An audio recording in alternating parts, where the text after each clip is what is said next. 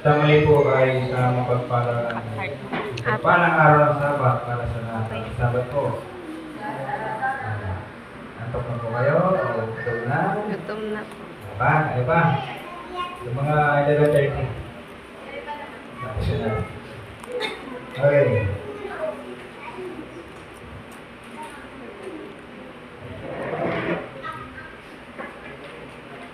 Ating pong pag-aaralan ngayong tanghali ay ang showdown between Christ and Satan. Dahil mga kapatid na ako ay nababasa ng Bible dati, nung maliit pa ako, napansin ko yung mga eksena baga na may intervention ang Panginoon at yung paggawa din ng kaaway ng paraan para maglaban sila o magpakitang gilas silang dalawa ni Kristo. Napansin niyo po yun sa Bible? Kung hindi man mismong si Christ at si Satan, may mga taong gagamitin ng Panginoon, ganun din, may gagamitin din tao si Satanas. Kaya kung kayo nanonood ng mga cartoon characters, yung mga away-away na yun dati, yung maliit ka pa, pag nabasa mo yung mga ganun sa Bible, parang mag-picture out mo na talagang may tunay ng pag-aaway. At yan din mga kapatid. Ang tunay na pag-aaway sa mundo ito, between Christ and Satan, tayo ang nasa gitna. Ano yan? Okay. So, titingnan natin ang mga pagkakataon. Ito ay hanggang naabot ko lang ang ating pag-isip ay ating tinumpay yung mga pangyayari. Okay, una. So, since si Satan ay nakast out mula sa langit, papunta sa mundo ito, and then the first temptation in Eden happened, na kung saan, sa ating pinag-usapan sa ating lesson, kung gaano ka-tricky, ka-clever. Ano yan? Tuso ba? Tuso si Satan na ang katotohanan ay iti-twist niya, making it into magmukhang totoo. Tama? Yun ang style niya. And then tayo na tao, like Adam and Eve, kakagatin natin yung trick na yon. Kasi, base sa Genesis 3, ang ginawa ni Satan is pleasing to the eye. Diba? Nakakaganyat sa paningin. Sabi ko tayo, bubuksan ang iyong kaisipan. And you will be like God. Diba? Galing ka na? Ganun siya. Hindi totoong ikaw ay mamamatay.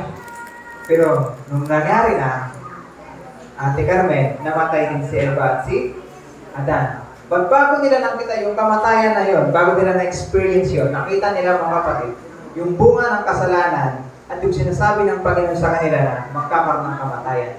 Paano? Nakita nila na ang dahon na lutian, matawag, green leafy, ay nagsimula magkaroon ng paninilaw at pagkalanta hanggang sa ito'y nalagas. Sa kanilang pamilya mismo, nakita niya na Adam and Eve na namatay ang kanilang anak. Hindi sila ang unang namatay, kundi ang kanilang anak. Mismong nakita nila ang resulta ng kanilang kasalanan. Now, the first show na nasasabi ko sa inyo ay the temptations that Eden, kung paano naging clever tuso si Satan na i-manipulate ang sinasabi ng Panginoon at gawin itong pleasing para sa atin. Isipin niyo po mga kapatid. Take note sa ating mga isipan. Ang word na nakakaganyan para sa ating kapakanan. Hindi mag-offer si Satanas ng labag sa atin. Ang gagawin niya lahat ay pagpain. Walang pain na masama sa ating paningin, pero ang resulta ay masama. Okay? So, nangyari mga kapatid na ang showdown na yun doon sa Eden ay ang pagkatalo ng tao at nahulog sa kasalanan. Pangalawa, ang showdown ni Moses at ni Pharaoh in Egypt. Bago pa po nangyari ang mga plagues sa Egypt, meron pa pong confrontation si Moses at si Pharaoh. Nala niya yung kwento? Nung bago pa lang si Moses sa Egypt, nung pumunta siya doon sa Pramidya na, pagpunta niya din kay Pharaoh para hingin na palayain ng mga Israelites papunta doon sa Promised Land, sa Canaan. Meron po muna nangyaring showdown. Alam niya? Di ba't naniwala? Hindi naniwala si Pharaoh na siya isinugo ng Panginoon? Kundi pinakilala muna ni Moses kung sino nagpadala sa kanya at ang sabi ay, ang pangalan niya ay sino? I am that I am. So hindi nagpaniniwala. Sige, magpakita ka ng mga kababalagang mga gawain. Ang tungkod ni Moses ay hinagis. At ito'y naging ahas. Kapangyarihan ng Panginoon, hindi? Pangyarihan. Kapangyarihan ng Panginoon. Ngayon naman, may kapangyarihan si Pharaoh, wala? Wala sa kapangyarihan niya. Satanas. Tinawag ngayon ni Pharaoh ang kanyang mga magikero, sorcerer, ano pa? When we talk about magic, sorcery, witchcraft, mga ganun, it talks about may kasamahan yung power. Okay? At lingid sa ating kalaman na merong ginagamit si Satanas na mga tao din na kahit magbigay ng kanyang power sa kanila ay kaya niyang gawin para ipakita ang kanyang kapangyarihan. So ginawa nga yung mga kapatid ni Pharaoh sa kanyang mga sorcerer, magicians. Okay, ang tungkod nila ay ginawa din. Nagis at naging ahas. In hidden form. Si Satanas na nakatindig doon sa mga kampi o sa part ni Pharaoh at dito sa side ni Moses at ni Aaron ay si Kristo. Nagtatagisan sila ng kanilang kapangyarihan. But what happened is, ahas na, ang tungkod na naging ahas ni Moses ay kinain yung tungkod na naging ahas ng mga magikero. Now, sa pa mga kapatid, when si Elijah mga kapatid ay nag-iisa at sabi nga niya ay siya na lang ang natitirang naninindigan. Ang ganda ng nakitira. Naninindigan para sa Panginoon. At ang buong bayan ng Israel ay nagsisamba na kay Baal. Nangyari ang showdown mga kapatid doon sa bundok ng Carmel. Okay, may isa pa. May nakalala pa. Sa Carmel mga kapatid, may isang tao ng Panginoon na nanindigan na kahit sa daan-daang propeta ni Baal ay kaya niyang manindigan makipagtagisa na hindi galing, hindi talino, pananampalataya. Na kahit nag-iisa siya, kahit siya mag-isa, nasa side naman niya ang Panginoon, ay kaya niya ding manindigan para sa Panginoon. Mga kapatid, ang kwento nagsasabi na ang kanilang contest sa pamagitan ng pagdinig ng panalangin kung sino ang tunay na Diyos. Naghain ng kanilang mga, ang tawag niya dito, halad ba? Alay. O, kinatay na yung mga ihahain, alay. Tapos nagdasal ngayon ang mga propeta ni Baal. Mga kapatid, kung hindi yun, di ko lang alam kung bakit hindi sinagot ni Satanas na paapuyin. Ano? If Satan has the power to do that, bakit hindi niya pinaapoy yung alay na yun doon sa ginawa nilang altar, doon sa mga Carmel? Kuha niyo? Bakit kayo mga kapatid? Hindi ko alam. Ang tayong alam ko lang, kung prayer to be answered lang ang sasagutin, ang Panginoon, nung si Elijah na ang nagdasal. Diba? Si Elijah na ang nagdasal, ay sinagot ng Panginoon sa pamagitan ng apoy. At yun ay, parang apoy lang na nanggaling sa langit. Hindi apoy na galing sa baba. Apoy mula sa langit hanggang sa tinumpok yung alay na yun. Mga kapatid, ibig sabihin, walang kapangyarihan, walang magagawa si Satanas sa ganong contest dahil ang tunay na Diyos lamang ang makakasagot ng panalangin nagpapatunay na si Baal ay hindi tunay na Diyos. Wala siyang tenga Kapangyarihan. na makakarinig, wala siyang mata na nakakakita, at hindi siya tunay na Diyos na may damdamin. At nung nanalangin si Elijah, ang Diyos na nakakita, ang Diyos na nakakarinig, narinig ang panalangin ni Elijah at dininig ang kanyang panalangin. Ipakita sa buong bayan ng Israel ang tunay na Panginoon sa pamamagitan ng pagdinig ng panalangin sa pagsunod ng inaalay nila. Tayo mga kapatid, kung sino ang nasa likod ng mga pangyarihan yun, sunod. Okay. Nung si Kristo mga kapatid ay nandito sa mundo, bago siya naging makapangyarihang nagagawa ng mga milagrong bagay, siya po naging isang munting sanggol. At habang siya ay nasa kalagayang munting sanggol, ang kaawa ay gumamit ng paraan para siya ay patayin. Sino ang ginamit niya? Si King Herod. Di ba? Nalaman ni Herod doon sa mga wise men na ang king ng mga Jews na si Kristo, King of Jews ng kanyang term King of Kings, Lord of Lords.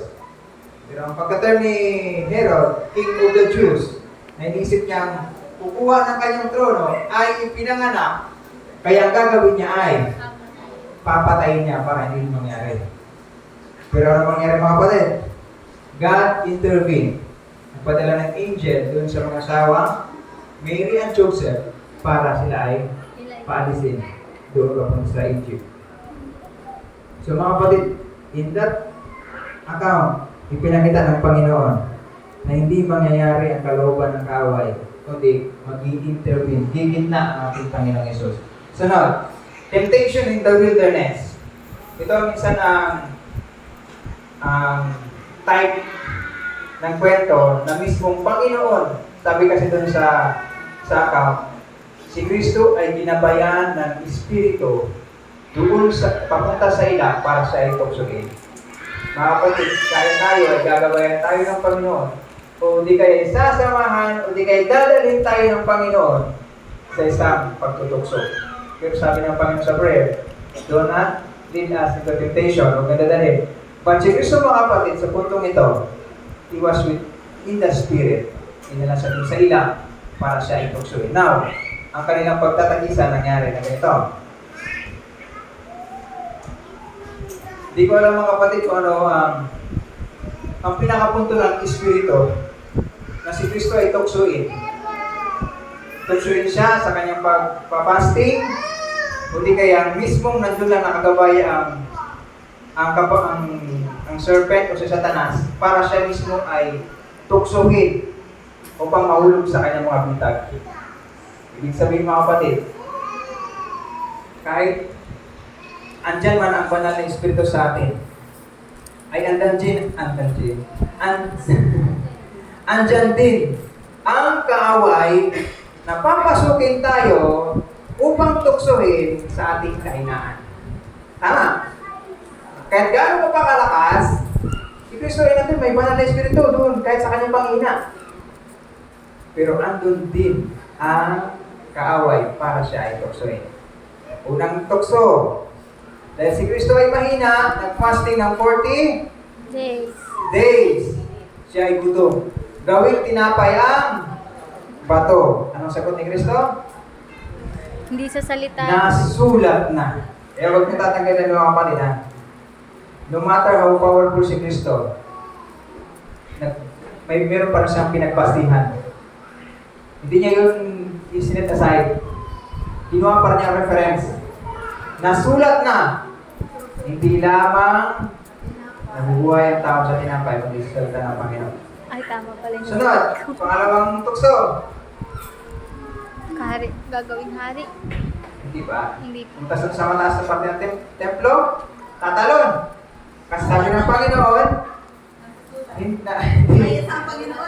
hindi daw siya pababayaan na siya ay mahulog. Gusto subukan ng kapangyarihan ng Panginoon na siya mismo, bilang anak ng Panginoon, ay susubukan na magpahulog doon. At yung turo-turo nga niligtas siya ng Panginoon Diyos, di nangyari. Sabi ng Panginoon Kristo, nasulat na. Huwag mo subukin ang Panginoon mong Diyos. Hindi nangyari. Pangatlo, Yun yung kaharian. ano nangyari? Sa Pag-aari. abot ng iyong makikita. Tinanggihan na siya, hindi na pa si Kristo, hindi. That's pangatlo. Sa abot ng iyong makikita, matatanaw, ay ibibigay ko sa iyo. Di ba? Ay mismo may-ari pa ng mundong ito, ang maalogin niya. Ang bagay, kanya na agad. Ano? Akin na yan, tapos alogin mo pa ako ng ganyan? Ay, hindi magkakaibig. Kaya sabi, nasusulat na. Na? Hindi. Diyos lang ang iyong sasambahin. Hindi ka daw magsisimba sa ibang Diyos. Okay. So doon mga kapatid, nakita natin ang showdown mismo ni Kristo at ni Satanas. Okay, at the cross. Ang showdown sa cross mga kapatid, hindi man nakikita ng ibang mga tao doon sa Calvary. Ang tunay na kapangyarihan na bumabagit na sa pag-decide ni Kristo sa kanyang lakbayin doon sa cross, ay andun mismo si Satanas. Andun din ang mga angels. At ang gusto ni Satanas ay gamitin ang mga tao nandoon, mga sundalo o kung mga Saduceo, Pariseo. Sabi, kung ikaw ang tunay na Diyos, bumaba ka riyan. Diyos ba siya? Hindi? Diyos. Diyos siya. Iligtas mo sarili mo. Diyos siya. Totoo siyang Diyos. Ngayon, kung susunod siya doon, pinapatunayan ni Kristo na sa kanila na Diyos siya. Pero hindi mangyayari na mamatay siya. Pero ginawa ng Panginoon ni Kristo, pinatunayan niya na kaya niyang ialay ang kanyang buhay doon sa cross dahil siya ay Diyos na nagliligtas, magliligtas, at magliligtas pa sa mga tao. Na kahit sinong tumingin sa kanya sa cross, ay makakasumpong na kaligtasan. Hindi sa temporary kaligtasan lang, napababa sa doon sa cross para ipatunayan sa kanila siya ay Diyos. Kundi siya ay tunay na Diyos na nangako ililigtas ang mga tao. Okay. So, andun ang kaaway mga kapatid. Gusto na siyang gamitin ni Satanas lahat ng kanyang effort pa para tuksuin si Kristo na hindi mapatuloy ang kanyang pagpapako sa cross. Dahil once na ginawa na yun ni Kristo, game over. Mapupulfill na ang redemption plan. Pero hindi nagtagumpay si Satanas.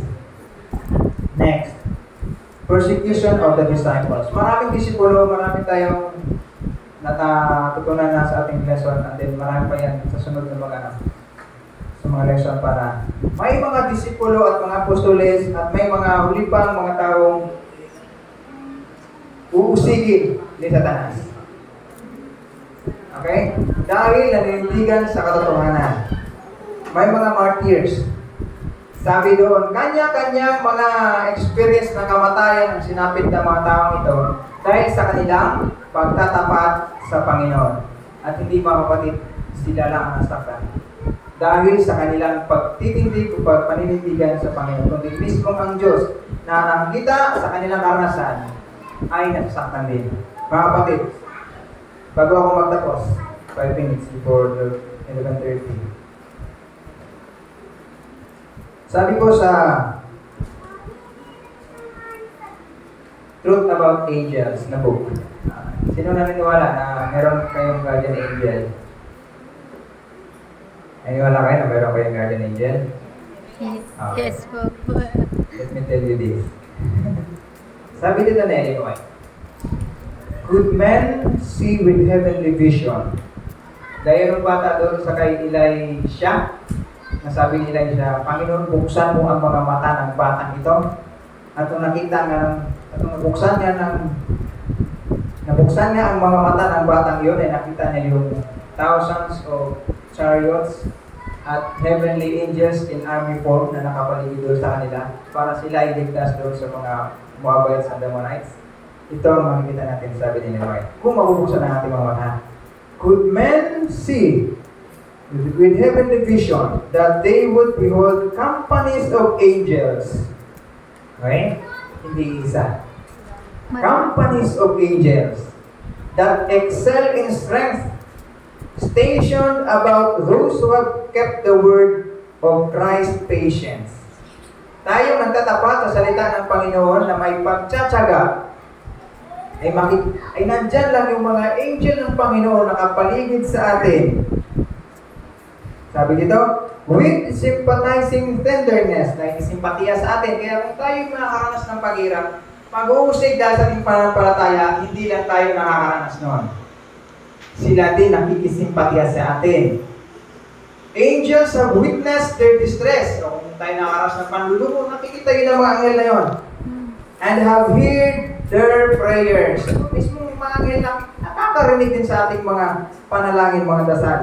Sabi dito, they are waiting the word of their commander to snatch them from their peril. Kapatid, ano sabi nila? Sabi dito, naghihintay lang sila ng salita mula kay Kristo na kanilang commander para sila ay agawin, damputin mula doon sa kapahamakan. Mga kapatid, nakaranas kayo ng pag-usig, mga kapahamakan dahil sa ating pagtitig sa ating panampalataya.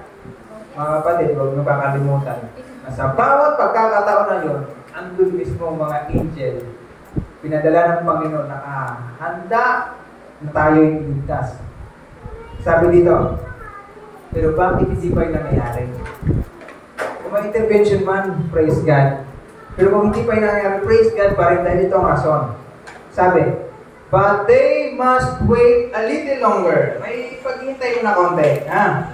The people of God must drink of the cup and be baptized in the baptism. Gaya ni Kristo, na kung uminom doon sa kapa ng paghihirap, ay makakaranas din muna tayo. The very delay, yung delay, pagkaantala, Di natuloy. so painful to them, is the best answer to their petitions. So ang mga pag-aantala, mga kapatid, ng ating mga dasal, ay nakikita ng Panginoon na mabisang sagot sa ating mga dasal. Oh, tama? Ano nakita yung best doon? Natututo tayo tsaga, maghintay sa kasagutan. Si Kristo mga kapatid, naghintay doon sa cross na. Ano sabi niya? Panginoon, let this cup pass before me. Oh, yun din ang cup, pag-usip sa atin, nga paghirap sa ating may kailangan sa buhay. Pero sabi niya, but thy will be done. Then mga kapatid, sa ating mismo kaka-experience, thy will be done. As they endeavor to wait trustingly to the Lord, to work, they are led to exercise faith. Okay? Kung may pagkaantala, yun ay magde-develop sa atin ng pag-exercise ng ating pananampalataya, pag-asa, at pagtsatsaga, which have been too little exercise during their life. Kukunti lang sa atin na nag-exercise noon. Dahil gusto natin pag tayo nagdasal, bigay agad. Gusto agad natin ang sagot. Yung sabi ng Panginoon, the very delay sa ating mga panalangin, sa pagsagot ng ating mga panalangin ng Panginoon, ayun ang best answer niya para ma-exercise ang ating pananampalataya, pag-asa at pag-tsatsaga. Mga kapatid, huwag natin kalimutan na ang Panginoon na nakaranas na pag-uusig kahit siya ay Diyos at naging tao, at hanggang sa ngayon at nakikita niya tayong may mga pag-uusig ay mismong nakakaranas nito, nararamdaman gaya natin. Naway ating pagsikapan na manindigan sa Panginoon kahit ano man ang kanyang maging sagot. Makisabat po ang may God bless us. Amen.